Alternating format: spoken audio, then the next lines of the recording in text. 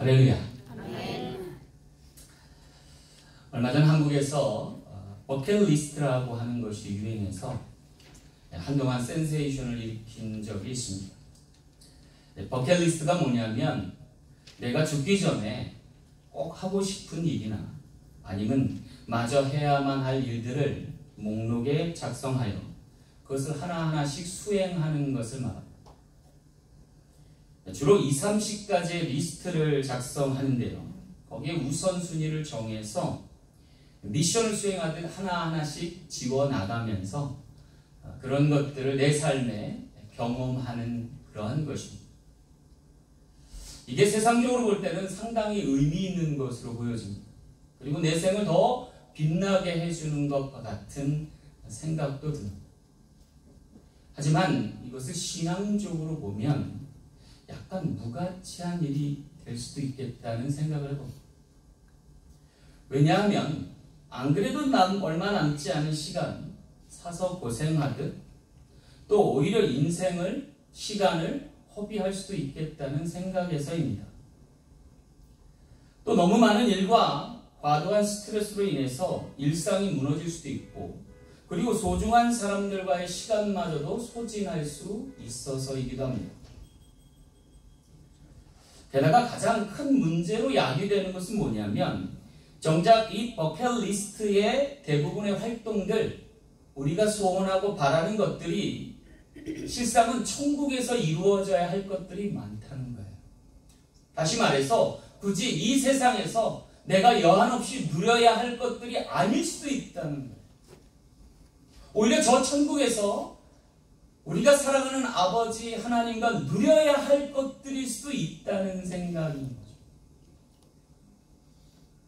다시 말해서 버킷리스트는 천국을 전혀 염두에 두지 않은 마치 이 세상만을 살아갈 듯한 사람들이 마지막 남은 여생을 자기가 하고 싶은 일, 바라던 일들에 다 소진해 버릴 수 있는 누를 범할 수 있다는 측면에서 그러하다. 그렇다면 오늘 우리의 남은 시간과 재원을 어디에 써야 할까요? 오늘 본문 말씀은 오늘 우리에게 놀라운 점을 시사합니다. 그것은 바로 영혼 구원을 위해서 힘쓸 일이라는 거예요. 가깝게는 내 주변 사람들뿐만 아니라 때로는 먼 곳 그리고 내가 전혀 알지 못하던 사람에게까지 복음 전할 수 있는 일에 사용되어야 한다는 것을 지적해 준 것입니다. 그래서 예수님께서는요. 평소 하던 사역을 내려놓고 제자들을 불러 모으시고 그들에게 권한과 권세를 주시면서 먼 곳까지 나가면서 두루 다니며 복음 전하게 하셨던 것입니다. 놀라운 것은 이것을 주님께서 명하실 때에 모든 은사와 능력을 부여하셨다는 거예요. 그리고 선교하며 여행하듯 그렇게 오늘 우리를 보내셨다. 어쩌면 이는 우리를 통하여 천국을 순리하듯 인생을 살아갈 것을 권고하고 있다라고도 말할 수 있습니다. 그래서일까요? 올가을 우리 교회가 멕시코 선교여행을 좀 단기 선교로 다녀왔으면 하는데 그와 같은 놀라운 경험을 함께 할 수 있는 우리 모두 되길 간절히 소망합니다. 그렇다면 천국을 순리하듯 살아갈 우리 인생이 어떻게 전도지 혹은 선교지에서 전도하고 선교해야 할까요? 오늘 말씀을 통해서 귀 함께 알아보는 여와 여러분 되시길 간절히 소망합니다. 첫 번째는요. 병을 고치며 전도하라 하십니다. 오늘 1절 말씀 볼게요. 예수께서 12제자를 불러 모으사 모든 귀신을 제어하며 병을 고치는 능력과 권위를 주시고 그랬어요. 여기 예수께서 12제자들을 파송하기에 앞서서 먼저 귀신을 제어하며 병을 고치는 능력과 권위를 주셨다라고 말씀하고 있어요. 이것은 제자들에게 은사를 주시는 거죠. 능력을 베푸신 거죠. 그래서 그들이 주로 할 일이 뭐냐? 복음 전하기에 앞서 사람들의 병을 낫게 하는 사역이었다는 거예요. 여러분 멋진 여행이 될 거라 생각지 않습니까? 여러분이 기도만 하면 어떤 사람의 병이 낫는다는 거예요. 수개월간 수년 동안 병원에 가서도 못 고치는 병을 여러분의 말 한마디 선포 하나가 고칠 수 있게 된다는 거예요. 여러분 이러한 은사를 받으시길 간절히 소망합니다. 내게서 먼 일이라고 치부하지 마시고 기도함으로 능력 얻어서 하나님 기도 외에는 이런 유가 나갈 수 없습니다라는 선포를 행할 수 있는 모든 지체 되시길 간절히 소망합니다. 여러분, 우리가 전도여행을 하고 선교지를 방문해서 이처럼 병고침의 능력과 권세가 나타나면 얼마나 좋을까요? 여러분, 목사님들이요 해외에 단기 선교를 많이 다녀옵니다. 그 주된 이유가 뭔지 아세요? 평소에는 나타나지 않던 기적이 거기서 일어나기 때문에. 먼 곳을 다녀서 새로운 것을 보는 것도 좋지만 더 중요한 것은 여기서 일어나지 않을 일들이 선교지에서 일어난다는 거예요. 왜 그럴까요? 더 필요하기 때문에. 마땅히 있어야 할 것이 부족하고 결핍해서 생긴 결손들을 주의 사자들이 나타나서 해관함으로 거기 놀라운 복음의 역사가 일어날 수 있다는 거예요. 그래서일까요? 누가복음 10장 17절에 보면은요, 12제자를 비롯한 70명이 이 전도여행을 다녀와서 그들이 다음과 같이 보고합니다. 70인이 기뻐하여 돌아와 이르되 주여, 주의 이름으로 귀신들도 우리에게 항복하더이다 라고 고백하는 거예요.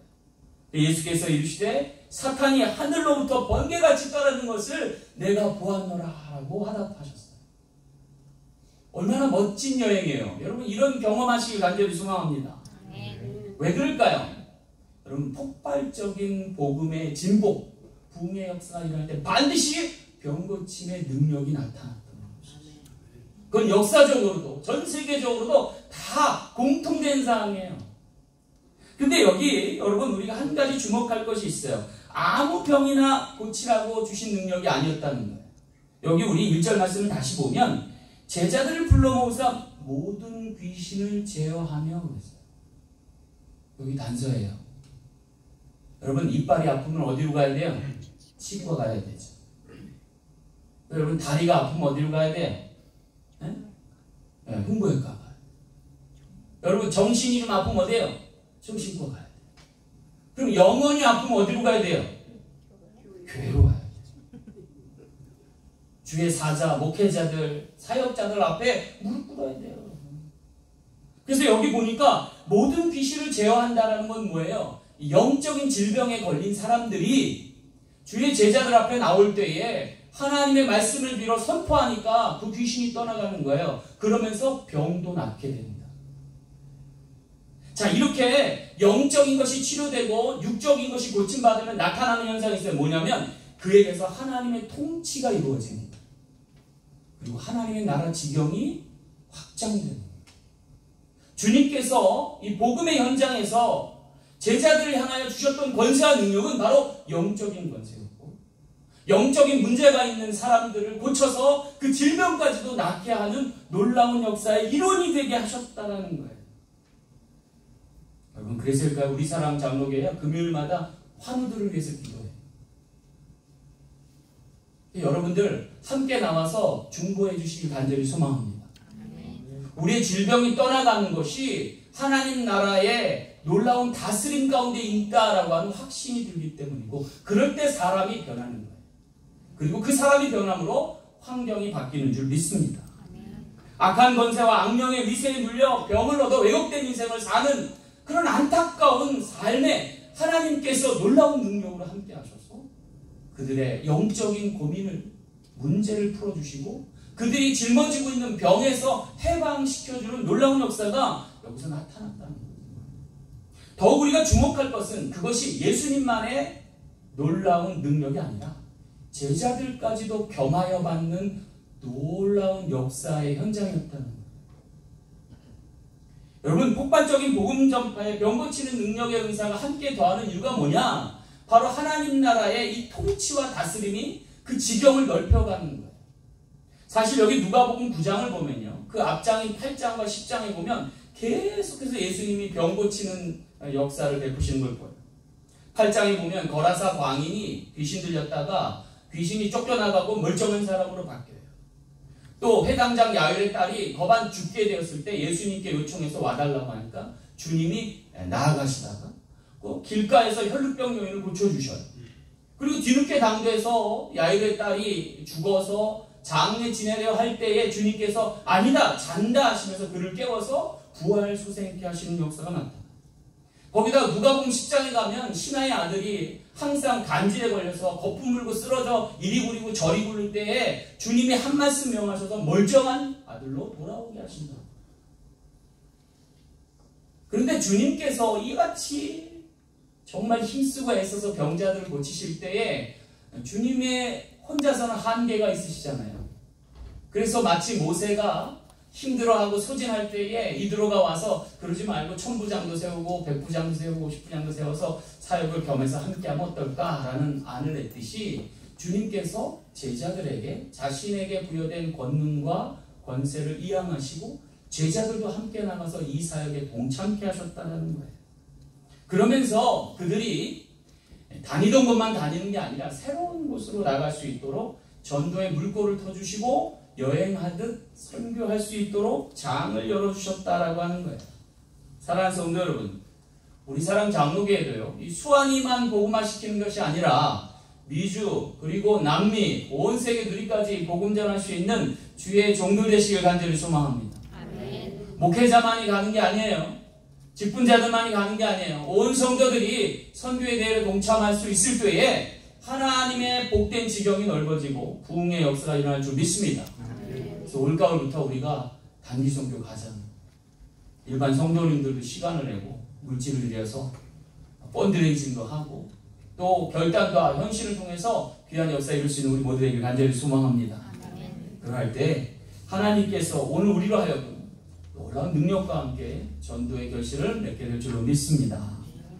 두 번째는요, 받아 누리며 전도하라 하십니다. 3절 말씀 볼게요.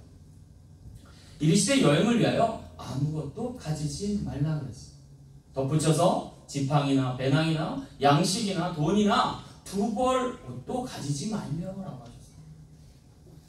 여기 주님은요, 전도여행을 위해 필요한 물품들을 배제시키셨어요. 여기 지팡이나 배낭이나 양식이나 돈이나 두 벌 옷 등은요, 사실 따지고 보면 사치품이나 기호품이 아니에요. 오히려 전도 현장에 있어야 할 것들, 필수품과 같은 것들이에요. 그런데 주님은 그런 것조차 가져가지 말라고 하신 거예요. 왜 그럴까? 이유는 하나입니다. 모든 것이 은혜되기 위해서. 마치 내가 전도해서 놀라운 성과를 거뒀거나 아니면 자기 노력에 걸거라고 치부할 수 있는 것마저도 배제시키기 위해서 아무것도 가지고 가지 마. 오히려 주님 주신 것만 가지고 능력을 행사해서 귀한 영혼을 돌아오게 해달라는 요청뿐이었다는 것. 또한 이것은 사역자들에게 있어 전도의 무거운 짐을 지우지 않게 하기 위한 배려일 수도 있다는 생각이에요. 그래서 누가복음 10장 7절 말씀에 보면 주님이 이런 말씀을 하셨어요. 그 집에 유하며 주는 것을 먹고 마시라. 일꾼이 그 삭슬 받는 것이 마땅하니라 그랬어요. 그랬을까요? 공생의 기간 주님조차도 공중에 나는 새와 같이 그리고 굴의 여우들과 같이 그렇게 방랑하듯 사역하셨음을 볼 수가 있습니다. 뭐 하나 거침이 없이 그러면서도 모자람 없이 하나님의 일을 수행하고 감당할 수 있는 은혜를 주시는 거예요. 그래서 모든 것이 은혜되게 하시는 거예요. 제자들도 똑같이 그렇게 무일푼으로 무소유를 가지고 하나님 주신 은사와 그리고 권세를 가지고 전도하게 하셨다는 거예요. 올해 우리 사랑 장로교회도 부담 느끼지 마시고요. 주님이 주신 권세로 복음 전할 수 있는 우리 모두에게 간절히 소망합니다. 그래서 멕시코 선교 여행도요, 은혜로 가게 하고 싶어요. 그래서 이번에는 비행기 값만 본인이 되고 나머지는 다 펀드레이징하고 또 교회에서 후원하고 해서 우리 멕시코 선교를 다녀왔습니다. 좀 먼 거리지만 여러분들이 지금부터 기도하셨으면 좋겠고 지금부터 결단하셨으면 좋겠고 예배되어 준비될 수 있어서 하나님 복음의 대열에 앞장설 수 있는 우리 모두에게 간절히 소망합니다. 그러고 보면요, 전도나 선교도 여행이 아닐까 싶어요. 왜냐하면 내 지근에 있는 사람들에게만 전도하고 선교하는 게 아니라 먼 곳까지 나가서 알지 못하는 사람에게도 복음 전할 수 있어서요. 근데 여러분, 먼 곳을 가려 할 때에, 특별히 여행할 때에 여행을 많이 해본 사람의 특징이 있어요. 그건 뭐냐면 짐을요, 될 수 있도록 적게 가져가요. 여행을 처음 가본 사람은 어떻게 해요? 이만한 배기지에다가 자기가 염려하고 근심되고까지 다 싸가지고 가잖아요. 근데 여행을 많이 다니신 분들은요, 조그만 가방 하나 아니면 색 하나 메고 가요. 현지에서 다 조달하거나 아니면 불편해도 감내할 수 있는 여유가 있어서라는 거죠. 여러분, 될수록 짐을 간편하고 간단하게 꾸릴 줄 아는 것, 그게 사실은 여행자의 지혜지요. 어쩌면 우리의 인생도요, 우리가 어쩌면 이 땅에 여행 온지 몰라요. 그렇지 않나요? 우리가 어디서 떠나왔는지 잘 모르고 망각할 때 있지만 분명한 건 우리가 돌아갈 곳이 있다는 거예요. 그리고 돌아갈 때는 왔던 것처럼 다 내려놓고 가야 된다. 가뿐하게 가지 않으면 안 될 일이다. 여러분, 그럼에도 불구하고 오늘 우리가 이 땅에서 잘 먹고 잘 살 수 있어요. 누리면서 베풀면서 선대하면서도 살 수 있어요. 오직 모든 것을 우리에게 제공하시고 공급하신 하나님의 은혜로 살면 될 줄로 믿습니다. 그니 여러분, 오늘 우리가 좀 무거워하기 얽매인 것들 벗어버릴 수 있고 또 그것에 자유함을 얻고 나아갈 수 있는 우리 모두 되기를 간절히 소망합니다. 제가 부흥회 인도차 한국을 다녀온 적이 있어요. 근데 감사하게도 우리 교회에 항공사 직원이 계셨어요. 그래서 그분이 저한테 부흥회 간다고 하니까 스탠바이 티켓을 줬어요. 스탠바이 티켓이 뭐냐면 세금만 내고, 나라에 세금만 내고 비행기를 타는데 재수가 좋으면요 1등석도 탈 수 있어요. 그래서 너무 좋았어요. 부흥회도 가는데 퍼스트 클래스 탈 수 있는 스탠바이 티켓까지 주시니 이 어찌 하나님의 은혜인가라고 생각했어요. 근데 가는 날이 장날이라고 엄청나게 많은 사람들이 공항에 왔어요. 이렇게 사람이 많으면요 이 공항 측에서 뭐라 하냐면 스탠바이 티켓을 팔아먹어요. 근데 그날따라 사람이 얼마나 많았는지 일반석도 4,000불에 프리미엄이 맞춰서 파는 거예요. 근데 이거 너도나도 사는 거예요. 제가 추석 전으로 갔거든요. 그래갖고 비행기를 놓쳤어요. 못 탔어요. 그래서 집으로 돌아왔어요. 물론 부흥회는 하루 전에 가려고 미리 좀 서둘렀어요. 하지만 그 다음날 가는데도 불안한 거예요. 또 사람이 많으면 또 못할 것 같다는 생각이 들었어요. 근데 웬걸요? 사람이 너무 많은 거예요. 전날보다 더 많은 거예요. 그래서 아예 스탠바이 티켓으로는 비행기를 탈 수가 없게 됐어요. 부흥회는 기다리고 계신데 저는 갈 수 없게 된 거예요. 그래서 부랴부랴 공항에서 스탠바이 티켓을 포기하고 일반 이코노믹석으로 가는 비행기가 있나 그 자리에서 알아본 거예요. 근데 놀랍게도 표가 한 장 있더라고요. 근데 이 표가 어떻게 해야 되냐면 저기 이스탄불을 경유해서 한국을 가는 거예요. 그러니까 여기서 비행기를 타고 유럽을 거쳐갖고 중동 가서 그 터키에 있는 이스탄불을 찍고 거기서 딱 1시간만 쉬고 다시 한국으로 출발하는 비행기가 딱 있더라고요. 그걸 타고 가면 부흥회 전에 도착하게 될 수 있는 거예요. 그래서 어떻게 했을까요? 과감하게 티켓을 끊었지. 문제는 이스탄불 공항에서 딱 1시간만 기다릴 수 있어요. 근데 감사한 건 뭐냐면 제가 짐을 아주 가볍게 쌌어요. 만약 제가 들고 갈 짐을 많이 갖고 공항에 갔었으면 이거 이스탄불에서 내렸다 풀었다 하다 보면 비행기 놓칠 수 있어요. 근데 감사하게도 조그만 백 하나 이게 들고 갔으니까 여러분 그냥 터미널 이용하듯이 여기 앉았다가 저쪽으로 옮겨서 바로 비행기 타고 한국에 무사히 도착할 수 있어요. 할렐루야. 그래서 부흥회를 무사히 마쳤다니까요. 근데 놀랍게도 하나님의 은혜가 얼마나 많은지 몰라요. 담임 목사님 얘기로는 여태껏 부흥회했던 중에 제일 은혜가 많았습니다 그래요. 근데 속으로 그랬어요. 암요 제가 몇 시간을 돌아서 오고 가요. 근데 놀랍게도요 제가 가지고 간 건 제 옷 몇 벌가 아니에요. 그리고 말씀 성경만 들고 갔어요. 그리고 시간 말씀 전했어요. 근데 놀랍게 은혜가 받으시더라고요. 그런데 놀랍게도요 제가 준비치 않은 걸 다 준비해 놓으십니다. 그래서 호텔도 좋은 곳으로 예약해 주시고 시간 먹을 것도 주시고 필요한 것들 다 공급해 주시더라고요. 제가 그때 깨달았어요. 말씀만 들고 가면 어디든 다 이렇게 대접을 받는구나. 할렐루야. 말씀이 진리 안에 있어야죠. 그죠? 그리고 오늘 우리의 전도의 여정이 하나님 복음만을 위하면 하나님이 그 모든 것을 더하실 줄 믿습니다. 그래서 하나님 나라와 의를 구하십시오. 그러면 이 모든 것을 더하시는 놀라운 은총이 저와 여러분의 가정에, 여러분의 기업에 놀랍게 베푸시게 될 줄로 믿습니다. 우리가 가져야 할 것은 영혼에 대한 사랑이에요. 하나님의 말씀에 대한 갈망이에요. 그리고 그것이 이 땅에 이루어지기를 소망하는 거예요. 그러면 하나님이 이루십니다. 놀라운 역사가 이 재단과 여러분의 가정과 또 여러분의 심령 가운데 역사하셔서 문영혼들이 구원함을 얻고 복된 소식 안에 기쁨을 누리는 귀한 역사의 길 간절히 소망합니다. 마지막 세 번째는요, 두루 다니며 전도하게 하십니다. 6절 말씀 볼게요. 제자들이 나가 각 마을에 두루 다니며 곳곳에 복음을 전하며 병을 고치더라. 여기 끝으로 주님이 제자들을 파송하면서 한 곳에 머물러 전도하기보다 여기저기 두루 다니며 전도할 것을 명하고 계십니다. 한마디로 말하면 전도여행, 선교여행 가라는 거예요.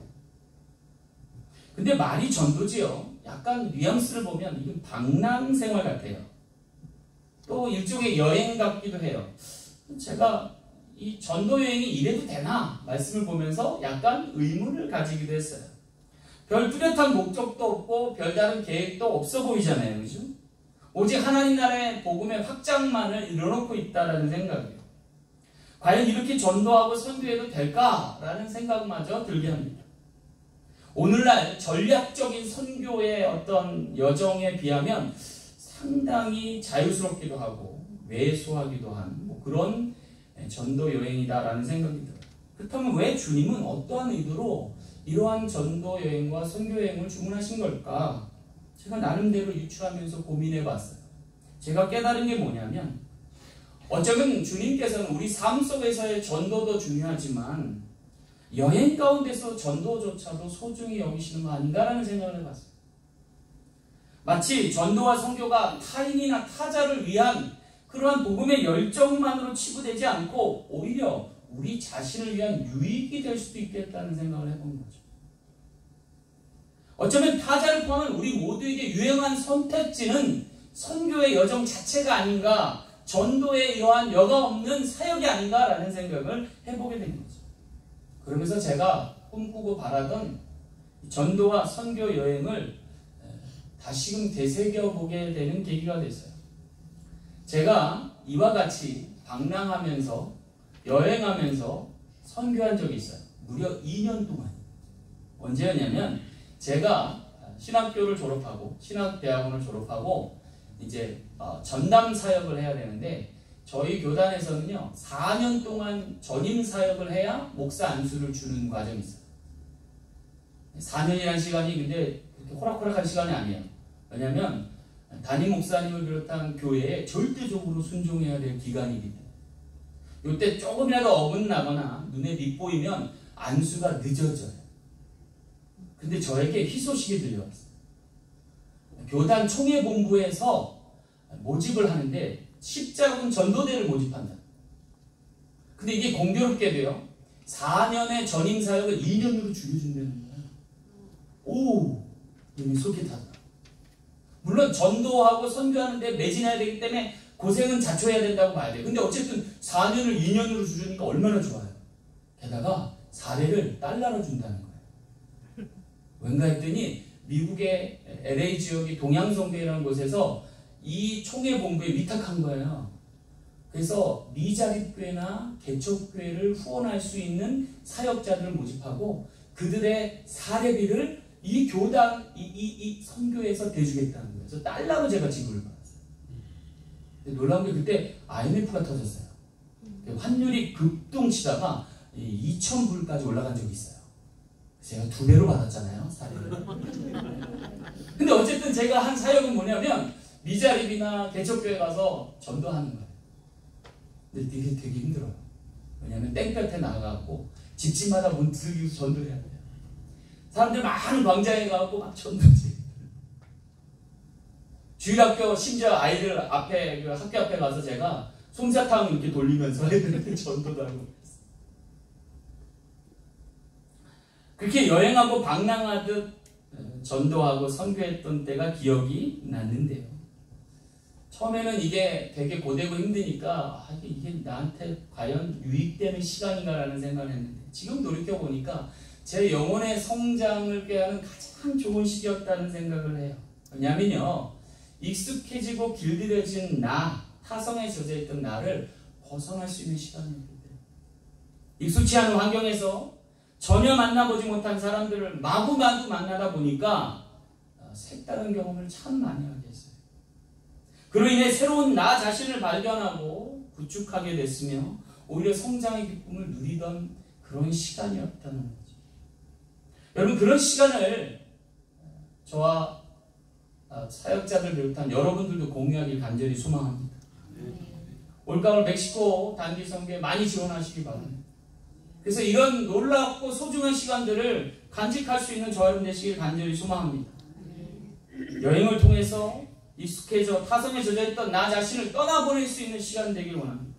편안한 일상의 공간을 떠나 평소 대하지 않던 사람들을 만나는 불편함을 뒤로하고 하나님의 나라를 소망하면서 많은 영혼들을 그리고 그들에게 복음 전할 수 있는 우리 모두가 되길 간절히 소망합니다.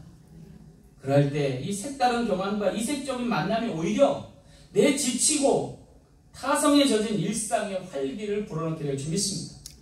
아울러서 내가 미처 깨닫지 못했던 소중한 것들 발견할 수 있는 시간 되기 원합니다.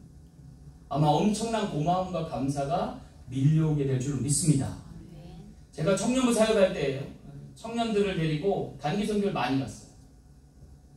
근데 놀랍게도요, 청년들이 갈 때는요 많이 가져가요.